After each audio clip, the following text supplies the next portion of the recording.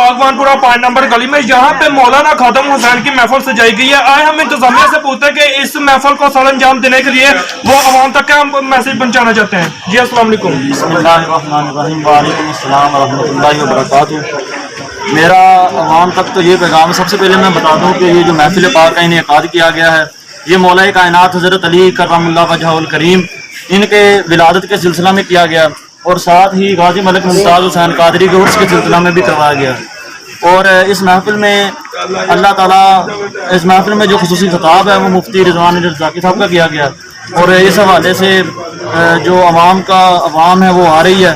तो दुआ है अल्लाह ताला से कि अल्लाह ताला हज़रत अली के सदका से हमारे ऊपर रहम फरमाए, करम फरमाए। जी नाज़रीन, ये इंतजामिया से हमने आपकी बातें करवाई है। इनका कहना है कि हम महफिल को बहुत अच्छे तरीके से बागवानपुरा में सर अंजाम देंगे। इसी तरह महफिल मुबारक के एक और इंतजामिया के आदमी से हम आपकी बात करवाते हैं, तो वो महफिल को सर अंजाम देने के लिए वो हम तक क्या मैसेज पहुँचाना चाहते हैं। जी अस्सलाम वालेकुम। जनाब, महफिल का इनेकाद करने का मकसद सिर्फ ये है कि आखिरत की नमूस और खत्म नबूवत का मैसेज मसला जो कि हमारी अक्सर आवाम को पता नहीं है, अगर उनसे पूछा जाए कि खत्म नबूवत का मतलब क्या है तो वो नहीं बता सकते। अक्सर ऐसे हैं, ठीक है। इस महफिल का इनेकाद का मकसद ये है कि तमाम आवाम को पता चल जाए कि आका की नमूस और खत्म नबूवत का क्या मकसद है और किस लिए ये अहम मसला है और ये कितना अहम मसला है, ठीक है। जी नाज़रीन, हमने अभी आपकी इंतजामिया से बात करवाई। इनका कहने का मतलब ये है कि महफिल रखने का मकसद ये है कि अवाम को पता चले आशिक़ रसूल और खत्म नबूवत का पूरी दुनिया में पता चल जाए कि आशिक़ रसूल पूरी दुनिया में सबसे बड़ी और सबसे बड़ा तवाज़ुन जो है वो आशिक़ नबूवत मौलाना खादम हुसैन रज़वी का ही है। नहायत ही इज़्ज़त व इहतराम के लायक सामीन व हाज़रीन, अल्हम्दुलिल्लाह सुम्मा अल्हम्दुलिल्लाह, हम सब यहाँ बैठकर अल्लाह और उसके रसूल सल्लल्लाहु अलैहि वसल्लम का ज़िक्र मुबारक कर और सुन रहे हैं। हमारी खुशनसीबी, हमारी खुशबख्ती, जितने लम्हात यहाँ पर बैठेंगे यकीनन गुनाहों से महफूज रहेंगे, फजूल कामों से महफूज रहेंगे। अल्लाह और उसके रसूल सल्लल्लाहु अलैहि वसल्लम का ज़िक्र मुबारक करने और सुनने पर परवरदिगार आलम की तरफ से इनामात के मुस्तहिक होते रहेंगे। मुबारकबाद के मुस्तहिक हैं हमारे वो जुमला अहबाब कि जिन्होंने आज की इस खूबसूरत महफिल का उर्स मुबारक हज़रत मलिक मुमताज़ हुसैन कादरी रहमतुल्लाहि ताला अलैह, जितने अहबाब तशरीफ़ लाए अल्लाह और उसके रसूल सल्लल्लाहु अलैहि वसल्लम की यकीनन रज़ा के लिए आए। जब किसी भी काम में अल्लाह और उसके रसूल सल्लल्लाहु अलैहि वसल्लम ही की रज़ा मकसूद हो तो फिर परवरदिगार आलम इनाम भी अता फरमाता है। तवज्जो मेरी तरफ है सब हज़रात की, आप भी तशरीफ़ रखेंगे ताकि गुफ्तगू समाअत होती रहे। तशरीफ़ रखें, आप भी बैठ जाएं तशरीफ़ रखें, ठीक है।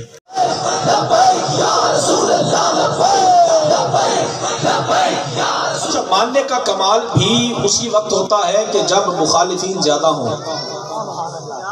मानने का कमाल भी तभी ज्यादा है जब मुखालिफीन ज्यादा हो, और जो बंदा जितनी ज्यादा मुखालफत में हुजूर को मानेगा मकाम भी उतना ही पाएगा। अच्छा, हुजूर को माना तो बहुत सारे हजरात ने, लेकिन जिन औकात और जिन रसूल करीम सल्लल्लाहु अलैहि वसल्लम की ज़ात अक़दस पर ईमान लाने वाले भी हजरात तकरीबन कोई 38 के करीब हैं। हजरत सिद्दीक़ अकबर रज़ी अल्लाह तआला अन्हु बार बार हुजूर से अर्ज कर रहे हैं, या रसूल अल्लाह सल्लल्लाहु अलैहि वसल्लम, आप इजाज़त दें, हम खुल के तबलीग करना चाहते हैं। नबी अलैहिस्सलातु वस्सलाम मुसलसल मना फरमाते रहे, यहाँ तक कि तादाद को 40 के जब करीब हुई, 39 या 40 के करीब, नबी अलैहिस्सलातु वस्सलाम ने इजाज़त अता फरमाई। हज़रत सिद्दीक़ अकबर रज़ी अल्लाह तआला अन्हु हुजूर के पास से नबी अलैहिस्सलातु वस्सलाम तशरीफ़ फरमाए हज़रत अरक़म के घर, वहाँ से निकले सहने काबा में आ गए। मैंने पहले अर्ज़ किया, आज यहाँ पर बैठकर हुजूर का नाम लेना बड़ा आसान है, ये कोई मुश्किल काम नहीं है। کہ ملک ہمارا ہے، شہر ہمارا ہے، محلہ ہمارا، گھر ہمارے، آبادی ہماری، کوئی مشکل نہیں ہے۔ لیکن مشکل اس وقت تھا کہ جب حضور کا نام لینا گویا ایسے ہی تھا کہ اپنے آپ کو مار کے لیے پیش کرنا۔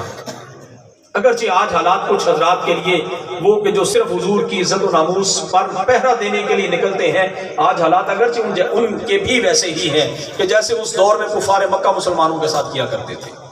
آج کو لبیک کا نعرہ لگانا آسان ہے؟ کوئی آسان نہیں ہے۔ لوگ تو اس انداز میں ان کو پکڑتے ہیں جس طرح کہ یہ کوئی ہندوستان کے حضرات ہوں یا کوئی مخالف ایجنسیوں کے لوگ ہوں کہ جو لبیک کا نعرہ لگاتا ہے گویا کہ وہ ان کا صراحتاً دشمن ہے۔ حضرت سیدنا صدیق اکبر رضی اللہ تعالیٰ عنہ جب صحن کعبہ میں آئے، وہاں پر بڑے بڑے کفار اپنی اپنی مجلسیں لگائے ہوئے بیٹھے ہیں۔ ایک کونے میں آ کر حضرت صدیق اکبر رضی اللہ تعالیٰ عنہ کفار مکہ کے سامنے کھڑے ہوئے اور رسول اللہ صلی اللہ علیہ وسلم کی تعریف و توصیف بیان کرنے لگے۔ دنیا اسلام کا پہلا خطیب، یہ ہے کمال اصل۔ دنیا اسلام کا پہلا عاشق، دنیا اسلام کا پہلا صوفی، کفار مکہ کے سامنے کھڑے ہو کے تقریر کر رہے ہیں کہ اللہ وحدہ لا شریک ہے۔ ایک اور اس شعر کا معنی سمجھیں تو ایک ہی لفظ ہے، بڑا باکمال لفظ ہے، کی محمد سے وفا۔ توجہ ہے، کہنے کو تو ہم سارے ہی حضور کے غلام ہیں، غلامی رسول میں موت بھی قبول ہے، نعرہ تو سارے ہی لگاتے ہیں، لیکن میں اکثر ایک جملہ عرض کیا کرتا ہوں کہ غلامی رسول میں موت تو قبول ہے ہی ہے، لیکن غلامی رسول میں زندگی قبول کیوں نہیں کرتے؟ جب ہم غلامی رسول میں زندگی قبول کریں گے تو پھر کیسے ہو سکتا ہے کہ میرے اور آپ کے ہوتے ہوئے حضور کی عزت پر کوئی بندہ ڈاکہ ڈال دے؟ ایسا تو نہیں ہو سکتا۔ جب ہم غلامی رسول میں موت نہیں زندگی قبول کریں گے تو پھر کیسے ہو سکتا ہے کہ ہمارے ہوتے ہوئے 1.5 ارب سے زائد مسلمان موجود ہوں اور پھر توہین بھی تمہارے ہی نبی کی ہو، کوئی اور بندہ رہا ہی نہیں دنیا کے اندر؟ کمال نہیں ہو گئی؟ تو پھر ہمیں کہنا پڑے گا کہ ہمارے یہ دعوے جھوٹے ہیں، بس یہ یہاں گلے سے اوپر کی باتیں ہیں، اندر ہمارے دل سے کچھ نہیں نکلتا۔ ہم رات کو حضور کا نام لیتے ہیں، حضور کے نام کی محفلیں سجاتے ہیں اور سنتے ہیں، صبح جا کے پھر ہم اپنی مرضی کرتے ہیں۔ بات اب ایسے نہیں چلنی۔ کیا کبھی آپ نے سوچا کہ اگر کوئی بندہ میرے باپ کو گالی دے تو میرا رد عمل کیا ہوگا؟ کیا کبھی کسی نے سوچا کہ کسی کی بہن کو کوئی بندہ برا بھلا کہے تو اس کا رد عمل کیا ہوگا؟ کسی کی عزیز کو بھرے مجمع میں کوئی بندہ کچھ کہہ دے تو ہم اس کے دانت نکالنے تک جاتے ہیں، لیکن پھر ہماری یہ غیرت، جرت، طاقت کہاں مر جاتی ہے جب کوئی بندہ سرعام حضور کی توہین کرے؟ ہم کہیں نہ یہ تو معاملہ لبیک والوں کا، یہ معاملہ لبیک والوں کا نہیں، یہ معاملہ ہے ہر اس بندے کا جس نے حضور کا کلمہ پڑھا ہے۔ اگر تو ہم سمجھتے ہیں کہ ہم نے دل سے حضور کا کلمہ پڑھا ہے تو پھر یاد رکھیے گا جو مشن علامہ خادم حسین رضوی کا تھا وہ بندے بندے کا ہونا چاہیے۔ کیا مشن تھا ان کا؟ ان کا مشن یہی تھا نا کہ حضور کا دین اوپر آ جائے، حضور کا دین تخت پر آ جائے۔ جب حضور کا دین تخت پر ہوگا تو پھر پوری دنیا کے اندر، ہم صرف پاکستان کی بات نہیں کرتے، ہم فیصل آباد میں بیٹھ کر صرف اس محلے کی بات نہیں کرتے، ہم تو انٹرنیشنل لیول کی بات کرتے ہیں کہ جب حضور کا دین اوپر آئے گا، حضور کے سچے غلام جب مسند نشین ہوں گے، پھر کسی کی کیا جرت کوئی بندہ میرے نبی کے بارے میں بات کر جائے۔ تاجدار ختم نبوت زندہ باد، زندہ باد، تاجدار ختم نبوت زندہ باد۔ ابھی نہیں، اس طرح نہیں، اس طرح نہیں۔ ہم تو اپنے ملک کے اندر بیٹھے ہیں، الحمدللہ اپنے اپنے گھروں کے سامنے بیٹھے ہیں، پھر بھی اس انداز میں ڈر کے نہیں۔ وہ کمال تو اس وقت تھا نعرہ لگانا۔ اب یہاں سٹیج پر بیٹھ کر آپ آئے، یہاں پر تشریف فرما ہے، میں بھی حاضر ہوا جناب، پھولوں کی پتیاں نچھاور کی جا رہی ہیں، صوفہ لگا ہوا، سٹیج بنا ہوا، آپ مجھے دیکھ رہے ہیں، میں آپ کو دیکھ رہا ہوں۔ یہاں حضور کا نام لینا کون سا کوئی مشکل ہے؟ یہاں تو کوئی مشکل نہیں ہے، لیکن اس کے باوجود اگر ہم تنگی سمجھتے ہیں زبان کو حرکت دینے کے لیے اور یہ لوگوں کے نعرے لگانے کے لیے زبان تو نہیں، اور جسم تو ملا حضور کے صدقے، جسم تو ملا حضور کے صدقے، اور زبان اگر حضور کے نام پر نہیں بولے گی تو کب بولے گی؟ ہاتھ اگر حضور کے نام پر نہیں اٹھے گا تو پھر کب اٹھے گا؟ آج بھی اگر میرا وجود حرکت نہ کرے حضور کا نام سن کر تو پھر میں نے اس وجود کو کیا کرنا ہے؟ اگر آپ کا ہاتھ حضور کے نام پر بلند نہیں ہوتا اور دنیا دار کے نعرے لگانے کے لیے آپ دن بھی پھرتے ہیں، رات کو بھی پھرتے ہیں، بتائیے وہ آپ کو کیا دے گا؟ لیکن بدلے میں ہمیں کیا ملے گا؟ ہم جن کا نام بلند کریں، ہم جن کے نام پر اپنے ہاتھوں کو بلند کریں، ہم جن کا نام لینے کے لیے اپنی زبان کو کھولے، اور وہ تو اس انداز میں نوازتے ہیں کہ جس انداز میں خادم حسین رضوی فرمایا کرتے ہیں۔ ابھی نہیں، اس انداز میں ہم نے بات ہی نہیں کرنی۔ حضور کا غلام تو وہ سینہ کھلا ہو، سینہ وہ ہم وہ نہیں کہ جو کہیں غلامی رسول میں صرف اوپر سے موت قبول ہے، نا وہ ہم تو وہ ہیں یا رسول اللہ آپ کے نام پر صرف زبان سے نہیں، یا رسول اللہ وہ دل بھی آپ کے لیے حاضر، وہ ہم بھی حاضر نہیں، ہماری اولاد بھی حاضر، ہماری نسلیں۔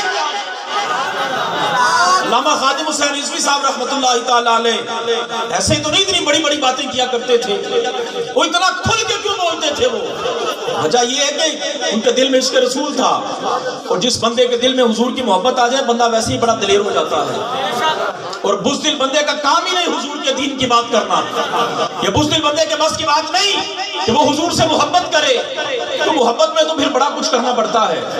ایک صحابی حضور کی بارگاہ اقدس میں حاضر ہوئے، عرض کرنے لگے یا رسول اللہ صلی اللہ علیہ وسلم مجھے ایسا وظیفہ بتائیے کہ میں بس آج آپ سے پوچھ رہا ہوں، دوبارہ مجھے قیامت تک کسی سے پوچھنے کی حاجت ہی نہ پڑے، بس میں آپ کے بتائے ہوئے اس ایک وظیفے پر عمل کر لوں، حضور مجھے کوئی ایسا وظیفہ ارشاد فرما دیجئے۔ تو رسول کریم صلی اللہ علیہ وسلم نے ارشاد فرمایا قولوا لا الہ الا اللہ ثم استقم، دو جملے میرے کریم نے ارشاد فرمائے۔ کتنے جملے؟ دو جملے، اور حضور کی شان ہی جوامع الکلم ہے، حضور الفاظ تھوڑے استعمال فرماتے ہیں، معانی اور مفہوم کا ایک وسیع سمندر ہوتا ہے۔ رسول کریم صلی اللہ علیہ وسلم نے ارشاد فرمایا تو کہہ دے پھر لا الہ الا اللہ، بولیے کیا کہہ دے؟ بلند آواز سے کہیے کیا کہہ دے؟ بلند آواز سے بولیے، اور کیا کہہ دے؟ بس یہ کہتے ہیں ثم استقم، پھر اس پہ ڈٹ جا۔ اور لا الہ الا اللہ زبان سے کہنا آسان، لیکن اس پہ ڈٹنا بڑا مشکل ہے۔ کیوں جی؟ زبان سے لبیک یا رسول اللہ کہنا تو بڑا آسان ہے، لیکن اس پہ استقامت بڑا اوکھا کام ہے، بڑا مشکل کام ہے۔ اور مجھے اکثر ایک جملہ حضور قبلہ استاد گرامی امیر المجاہدین کا یاد آتا ہے۔ آپ فرماتے ہیں کہ جب مجھے پہلی مرتبہ وہ پکڑنے کے لیے آئے، ہم یہاں پر بیٹھ کر جو نعرے لگائیں تو آپ کیا سمجھتے ہیں کہ حضور کو خبر نہیں؟ ہم نہیں، ایسا نبی نہیں مانتے۔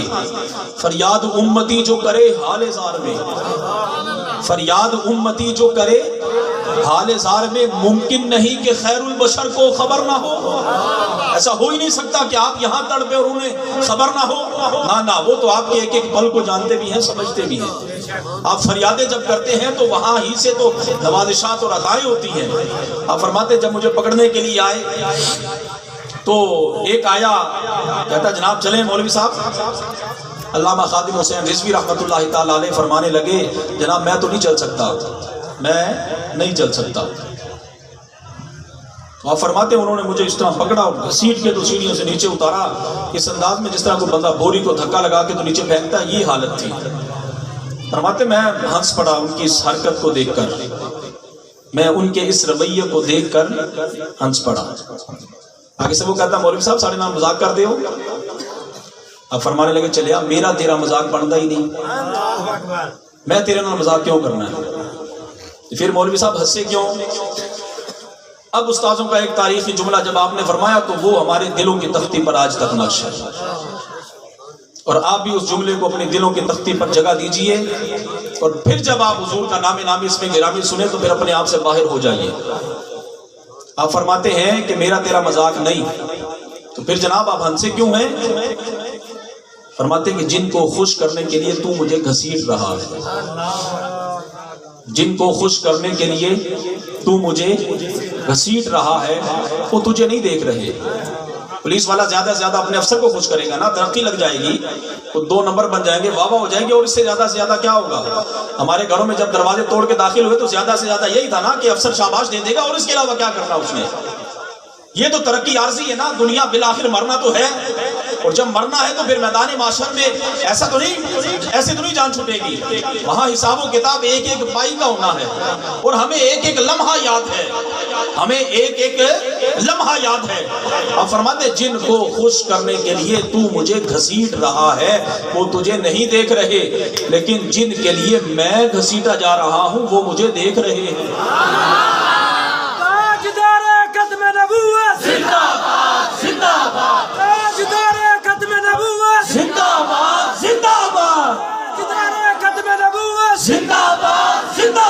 آج سے ہی یہ نظریہ اور عقیدہ بنا لیجیے، یہ نظریہ اور عقیدہ بنا لیجیے کہ ہم نے جینا ہے تو بس حضور کے لیے جینا ہے۔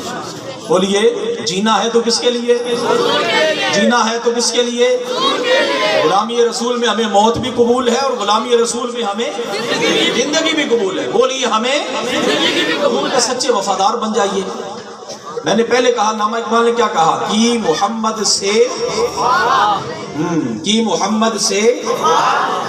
اسی کی جگہ پر کی محمد سے محبت تو نے بھی تو آ سکتا تھا نا، کہ محمد سے عشق تو نے، یہ بھی تو جملہ ہو سکتا تھا، لیکن کمال لفظ ہے کہ محمد سے عشق کا دعویٰ بھی ہر بندہ کرے، محبت کا دعویٰ بھی ہر بندہ کرے۔ وفا تو وہی کرے نا جس کی نظر آئے، وفا تو وہی کرے جس کی نظر آئے۔ وفا نظر آتی ہے۔ ملک ممتاز قادری نے وفا کی ہے حضور سے، سمجھ رہے ہیں آپ لوگ؟ ملک ممتاز قادری نے حضور سے بظاہر ایک پولیس کا سپاہی ہو کر، وہ اتنے بڑے بڑے لوگ جنازے کے اندر شریک ہو گئے کہ دنیا والے دیکھنے والے حیران رہ گئے، اور یہ کانسٹیبل کے جنازے میں اتنے بڑے بڑے لوگ کیوں آ گئے؟ اچھا، یہ بھی اللہ تعالیٰ کا ایک کرشمہ اور اس کا کمال، یہ دیکھیے اس کی قدرت کا، کہ اگر کوئی بڑا افسر یہ کام کرتا اور اس کے جنازے میں اتنے حضرات آ جاتے تو کہتے جناب یہ تو چونکہ افسر تھا تو افسروں کے جنازے میں تو لوگ آتے ہی آتے ہیں۔ میرے رب نے کام بھی ایک سپاہی سے لیا جس کو لوگ عرف عام میں کوئی اتنی اہمیت دیتے ہی نہیں ہیں، اور پھر جنازے کے اندر اللہ اکبر وہ حضرات ننگے پاؤں نظر آئے کہ جن سے وقت لینے کے لیے مہینہ پہلے ملاقات کرنی پڑتی۔ وہ سارے حضرات جنازے کے اندر ننگے پاؤں، جوتے نکالے ہوئے اور دوڑ رہے ہیں۔ کسی سے بھی جب پوچھا گیا کہ جناب یہاں ایسے اس حالت میں، تو ہر بندے کی زبان پر ایک ہی بات تھی کہ جنازہ اسی لیے پڑھ رہے ہیں کہ بخشش ہو جائے گی۔ جب بندہ ایک سپاہی ہو، اس کے جنازے میں حضرات آ جائیں 50 سے 60 لاکھ، کمال کیا ہے؟ یہ ہے کہ محمد سے پھر وفا تو کیجیے۔ اس سے ماضی بعید کے اندر ہم چلے جائیں تو ہم نے پہلے صرف سنا تھا کہ غازی علم الدین شہید کے جنازے میں اتنے حضرات آ گئے، غازی علم الدین شہید کے جنازے میں اتنے حضرات آ گئے، اتنی مخلوق تھی اور یہ کارنامہ تھا ان کا۔ چلیں اس وقت تو غازی صاحب کا تختہ دار پر جانا سمجھ آتا تھا، لیکن ممتاز قادری کیوں پھٹے پر چڑھ گیا؟ ان کو کس نے تختہ دار پر چڑھا دیا؟ ابھی بھی ہماری آنکھیں نہیں کھلیں گی۔ اگر ہماری آنکھیں ابھی بھی نہیں کھلنی تو پھر موت ہی ہماری آنکھیں کھولے گی، اس کے علاوہ اور کوئی چیز نہیں کھولنے والی۔ لہذا آج ہمارے پاس وقت ہے کہ ہم جہاں جا رہے ہیں اسے واپس پلٹ آئیں حضور کے دین کی طرف، اور نجات اگر ہے تو صرف اور صرف حضور کے دین میں نجات ہے۔